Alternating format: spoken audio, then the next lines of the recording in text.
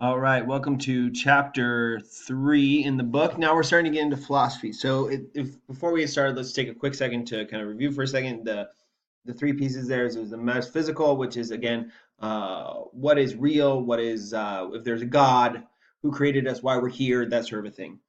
There's epistemological, which is how do we know things, and how do we know things, and is what can we know, and those types of things.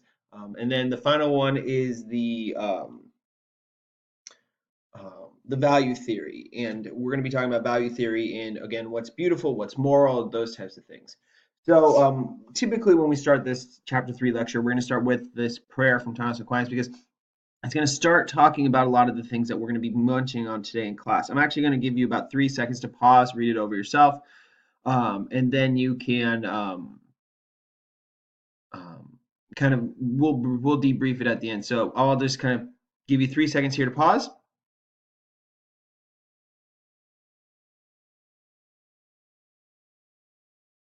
Perfect. And then second half of it.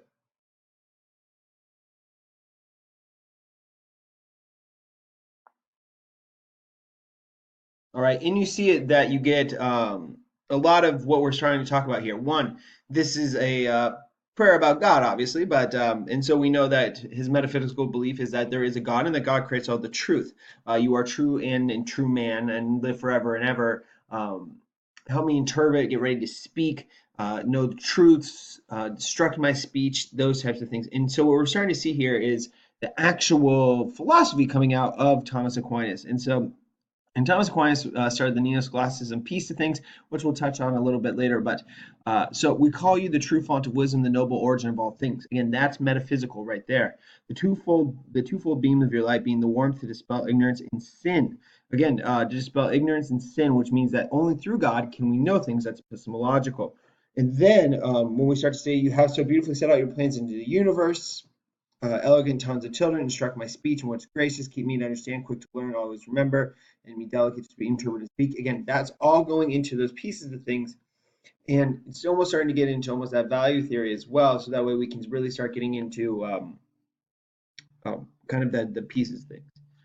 But so today we're going to be doing idealism and realism. We're going to talk about the activity at the end, and hopefully you can do it yourself just to kind of get a better understanding. It is not going to be required though.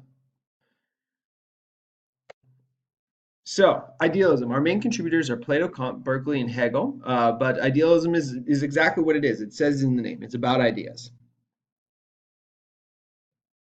So, we're going to start with, again, what is real? What is reality? The metaphysical piece of things.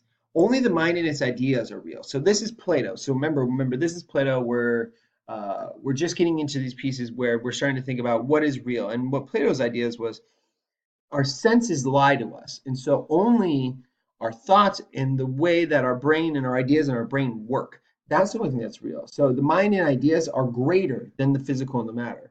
Everything we touch is almost just like a lie. So the mind creates the world and reality. So the way that we interpret our senses and the way that we view things actually creates the reality. It's not actually what's there, it's what our brain conceives to be there. And that means that our interpretation of things are helping us get to this place. But when we start to look at, let's say, something like a refrigerator, it's a refrigerator because we have an ideal refrigerator in our mind, not because the thing actually is a refrigerator. An idealist would walk into the room and see ideas, not matter. And then we're trying to build something in this thing called the absolute mind. And Plato really pushed on this one. The absolute mind comes into this idea that what is the absolute finite final truth? And then this would be God to religious idealists, but an entity from which all reality exists, which is we're going to be working our way to try to get up to this absolute mind where we know everything in it, all truth lies. So thinks, quote unquote, thinks are reality. So we actually start to understand what's going on, and it's a perfect and intellectualist truth, intellect, truth, and morality, meaning that we have a full conceptual idea of everything, and basically what we're trying to do throughout our lives is work up to this absolute mind. Truth is only seen in the terms of ideas and not in our senses. Our senses lie to us all the time. Think about when you're tired versus when you're alertly awake. Think about after you have gone on, have exercised for a really long time versus when you sat and watched TV. Your world is somewhat different, and the way you interpret it is somewhat different. And so I always like to think back to a time where, when you start to see something and the sun actually starts going down and something starts changing color, like the sky. If you look out right, you've got your window, it could be either black, blue, or during the sunset, it's either going to be brown, orange, yellow, purples, reds. And again, that's our visual perception. And someone could be looking at that same sky with a different point. Up at the sky at a different point and actually see different colors. And so for us, what we're starting to look at here is what is that truth? And if you're colorblind and you look at that same sky, you may see something completely different as well. So the absolute mind isn't about what our senses see. It's about uncovering the truth to find the absolute noble piece to that. The absolute mind is the truth. We must work to know the absolute mind. Truth is where there's consistency in ideas. Again, the perfect fridge is consistent across all of these things. And so for us, it's about us training our minds to work through it. And that's actually what a lot of what Plato did is he worked with people to actually start building up their mental capacities to see things. Moral comes from the absolute mind because everything comes from the absolute mind. And the goal of idealists is to get close to or copy the absolute mind as possible. Again, we're trying to train our mind to get there as close as possible. Education. If we look at Plato's Republic, people are driven into three categories. We have the workers, which is the lowest category, and they're driven by appetite. They are the ones who are driven by, pure desire to, eat and sleep and blah, blah, blah. Then we have the soldiers, who, again, are a lesser amount of people, but they are the people who are just driven by a moral obligation to something, if that makes sense. They're driven to, fight for Sparta or something like that. And then finally, which is the very, very smallest of the group, is the ruler philosophers. And they're driven by reason. And they're the ones who, under Plato, should be the ones who are making all of our major decisions.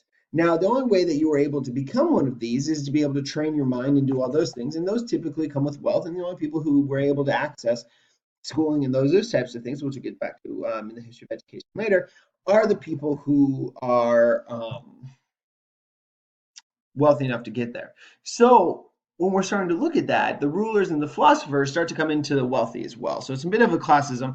Plato wasn't the perfect person on earth and doesn't hold a lot of democratic ideals in some way. But what he did fundamentally understand is that people who are training themselves sometimes have a better way of looking at the world and understanding it. If any of you remember, if ever taken a class, Plato's Cave, and the prisoners are stuck in a chair with their faces looking at the wall. And what we currently think of in what Plato would say is that most of us really just think that our world is real, but it's actually just shadows on a wall. And every layer from recognizing that there's other prisoners to recognizing that it is shadows on the wall and not reality to that there are people behind you holding up cardboard cuts of things to the fire, to the blank, the roadway where the puppeteers even perform, all gets you to the spot where eventually at the end of it, you walk out of the cave and into the real world, the world of ideas.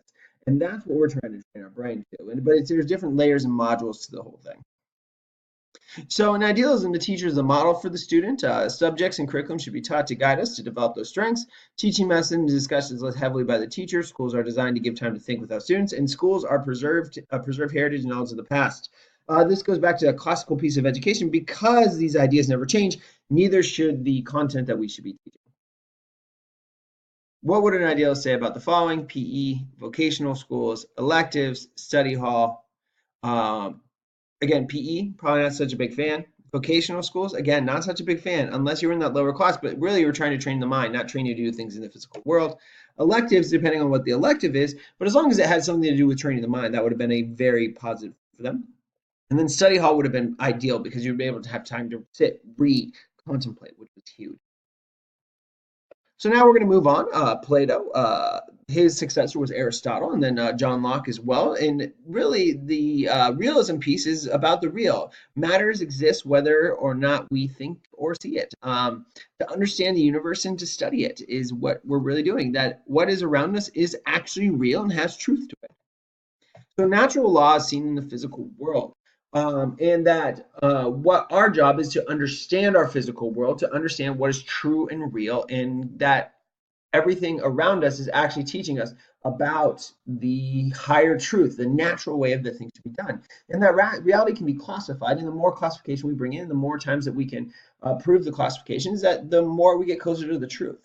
And that our physical senses are actually a main contributor more than our ideas, because our ideas aren't constant where the physical world typically is. So let objects speak for themselves. So truth lies in the physical, knowledge happens through the senses. Examination of natural law will lead to truth.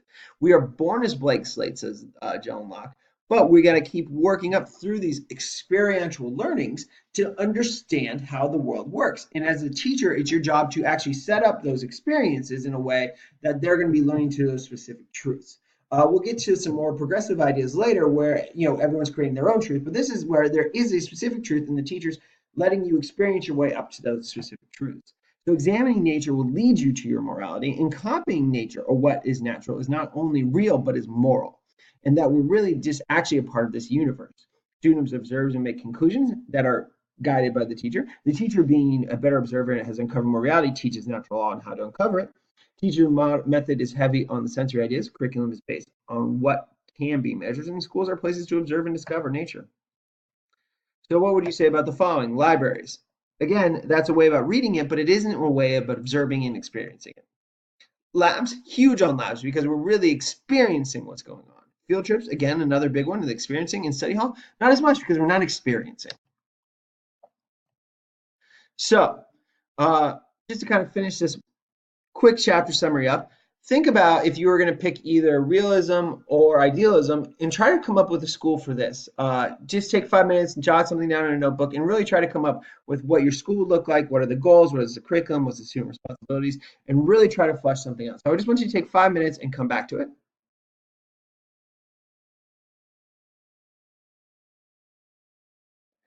All right, now that you've paused it and you got back into it, I want you to really think about which side do you more prefer? Do you more prefer the study of the real or the more of the world of the mind? Do you think that we learn through our experiences, or do you think we learn through really trying to understand and analyze our own being? And that's where we're going to start here. Both of them says that there are absolute truths in the world that we can know, which is, again, that metaphysical, that there are absolute truths, and the epistemological, and we can learn them. And through the study of either our internal being or through the study of the world, we can figure out what our values are in the world. And so I think that is a good place to just quickly sum up what we'll be doing today. And if you have any questions, again, please leave them in the Ask the Teacher or Ask the Professor comment board so that way we can keep a dialogue going. Thank you so much.